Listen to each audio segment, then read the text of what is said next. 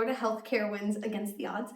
I'm Dr. Kesey. I own Impulse Chiropractic and Rehab, and we're starting this podcast. We've done a few episodes, and today I wanted to delve into my story and what's actually happened with my previous 8 ankle sprains, what that led to health-wise up into my hip and back, my medical journey, and then how that inspired me to open a chiropractic practice that combines chiropractic and rehab because I saw what was missed. And we've helped so many patients who, against the odds, have found relief from their problems simply because we asked the better questions. So it all started with my story, which is why I've developed the practice the way I have. So I was a gymnast from age 3 until age 21. So 17 years. I was in the sport, so I did it throughout elementary school, middle school, competed high school up to level 10 for those of you who know in gymnastics. And then I went collegiate, just D3, and I did that 2 years.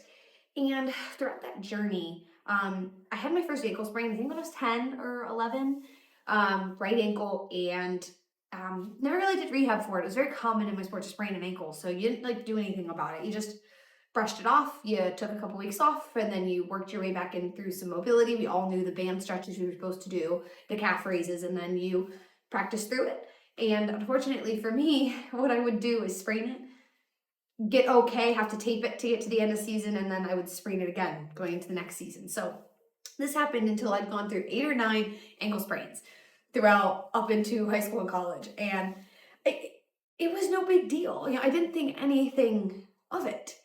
And I remember a really, really bad one, my ankle looked like a golf ball. And I looked at my coach and I was this can't be normal. She said, it's going to be a month off. You're going to probably miss the next 2 meets. And I remember just being devastated, why can't we do anything about this? And then I didn't make the connection for years, but my sophomore year, I started to have back pain. And it was kind of, again, normal in gymnasts to have some back pain. So I ended up going to a chiropractor who adjusted me. I went for a couple months every week, and it helped a little bit. We also realized my iron was low, so that was good. We fixed that with just some red meat. And I never really got an explanation as to why it was all happening. It was just, it's your sport. And fast forward to the end of college, post-college, I started having very stabbing hip pain. My back pain was there pretty consistently, and I was still rolling my ankle now and then. And I finally, going through chiropractic school, sat back and was like, I need to look at this whole picture that against the odds, I had 8 ankle sprains. Now the odds are once you have one, you are likely to have another one. Well, why is that? Because the rehab isn't right the first time. So as a chiropractor, I wanted to specialize in a rehab side of it, so did a lot of research and figured out there was so much more I needed to do for this ankle. So much more. So the more that I delved into the research, the more that I realized not only do you need to do the basic ankle rehab, but you truly need to load it, challenge it, and then make it stronger than if you never had an injury. Because you're more likely to have injuries to damaged tissue. So you need to bulletproof that area more than the normal person. So I took that concept and said, okay, if I fix my ankle, would it help my hip and back? Sure enough, it did. It did. I said, my back pain came because this ankle was so unstable in gymnastics that I was overusing my back because the foundation wasn't stable. Who knew? The reason my hip seized up was because it was so tight, creating stability for an ankle that didn't move. So for me, it really opened a door that where your pain is might not be where the problem is.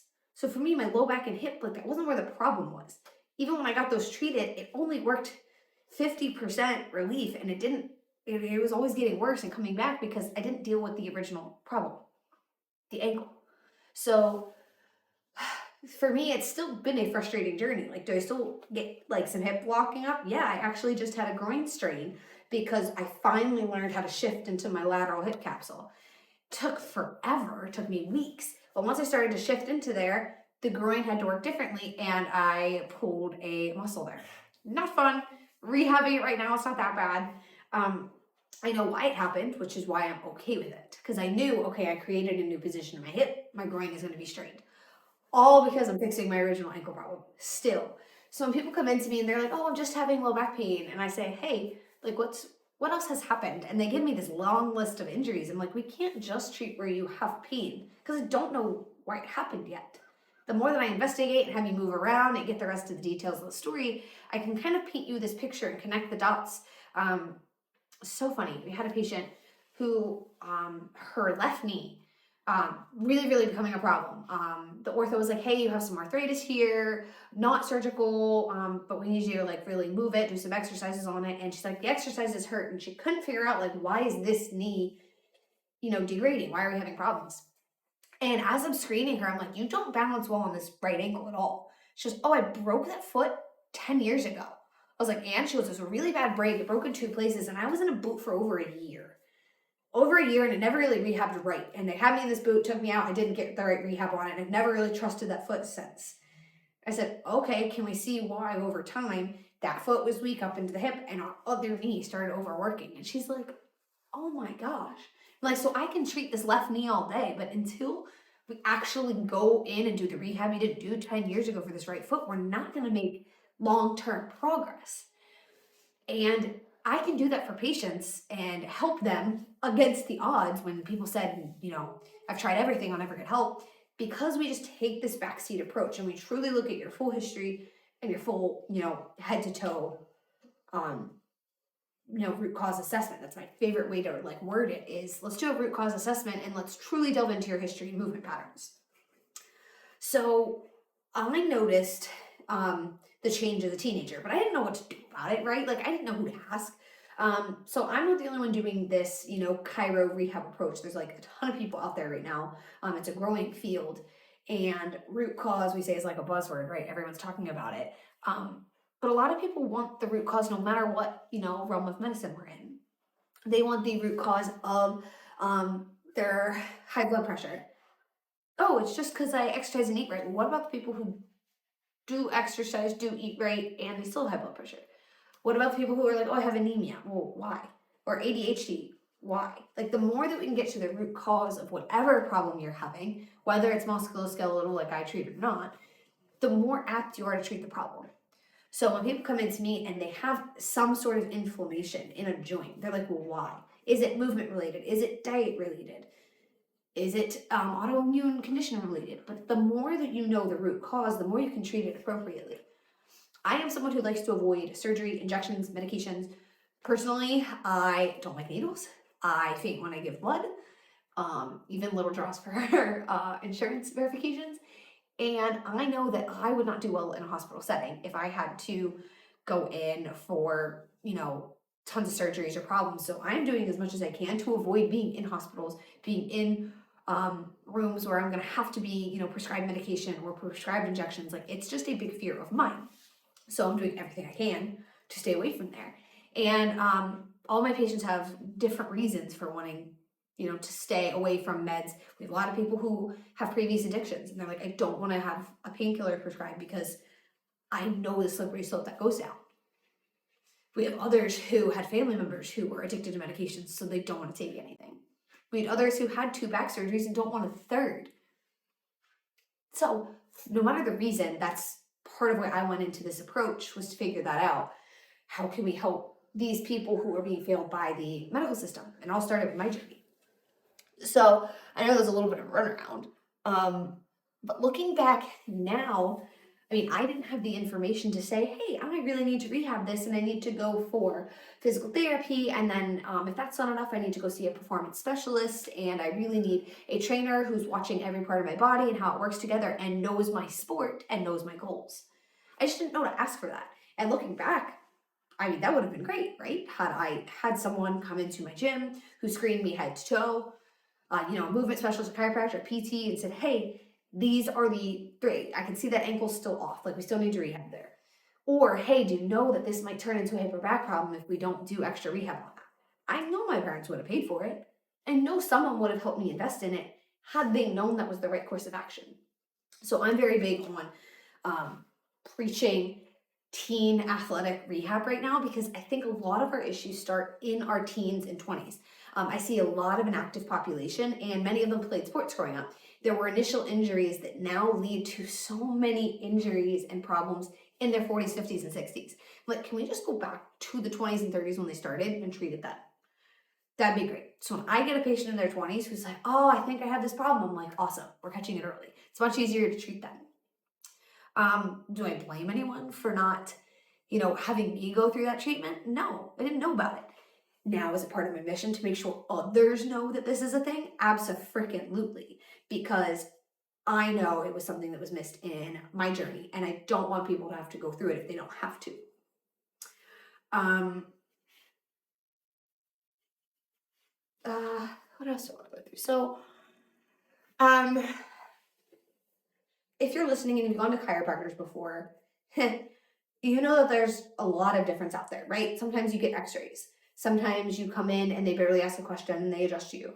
Sometimes they recommend a 3-time-a-week program for 12 weeks and then 5-minute appointments and we'll see where you go. And I think our profession is very varied. And when I was in school, I didn't know where I fit in. I knew there were a lot of things I agreed with and a lot of things I didn't. And the more that I went down the rabbit hole, the more I said, I do align with this medicalized vision of, muscle strains are muscle strains, joint problems are joint problems. We're not, talking about anything crazy. And those of you who have been to some chiropractors know what I'm talking about. But I knew that I wanted the exercise approach because I was athletic and just getting adjusted wasn't going to affect me being able to deadlift 250 without back pain. It wasn't going to help me do my toes to bar when I just got my shoulder adjusted. Like, I knew there was so much more with muscle control and rehab. So I started studying it. And I didn't realize it was possible to build a business on doing chiropractic and rehab. We actually had someone who graduated and we went to visit their practice while I was in school. And he said, people won't do their homework, so don't even try. They won't do the exercises. And I remember thinking they will if they want to, if they're the right people, because I knew I would. I knew I would do whatever it took to get my ankle hit back better. And I would love to be sent home with exercises. So I said, can I build a business on that? And that's kind of the start in school. So in chiro school, you're taught a little bit of exercise therapy, but not a lot. So I went down the internet rabbit hole and I bought some courses and then I watched a ton on Instagram, a ton on YouTube, and I started to put the pieces together. Then I pulled my textbooks back out to really educate myself. I actually bought a 300-hour pelvic floor and pregnancy physical therapy course. And it was huge because it talked about breathing and core musculature and functional patterns. And it really helped me shape my treatment approach. And I never realized that you could build a business with chiropractic and rehab together. And again, I wish that had been around way back when. So I'm glad that I'm able to do it for others. When I see patients walk in with a problem that started 25 years ago from an ankle sprain, I mean, it's an immediate gut wrench, right? It's an immediate, this is me. Like, I have this exact same story. And I know the frustration, I know the pain, I know the problems. And all I can say is, if this is you, get it treated. Get the right approach. It won't be cheap. I'm not going to lie. It's going to cost you money to go do this because your insurance is only going to treat the site where it hurts. That's literally all they're allowed to do. You get a script for ankle pain, they do it. You get a script for back pain, you get back exercises. They're not allowed to touch your ankle. They're not even allowed to evaluate your ankle. So if you go into PT with back pain and it's coming from your ankle, they can't treat that. If you go to a chiro, they're only going to adjust your joints. They're only going to put you on stim. Maybe give you some generic exercises, but they're not going to test your functional patterns and the moves you want to do. We treat people in jiu-jitsu, in CrossFit, in golf, in pickleball, and we analyze what their sport is doing and then make sure their rehab is applicable. Why? Because it's the only way to make sure you're better. And other places don't take the time and effort and energy to do that because it's not within their model. So what we do is expensive, 100%. Is it worth it? I mean, the results we've seen, people have spent thousands before they come to us with no change. And finally, they're like, all right, I know this is going to work because they get the why behind it.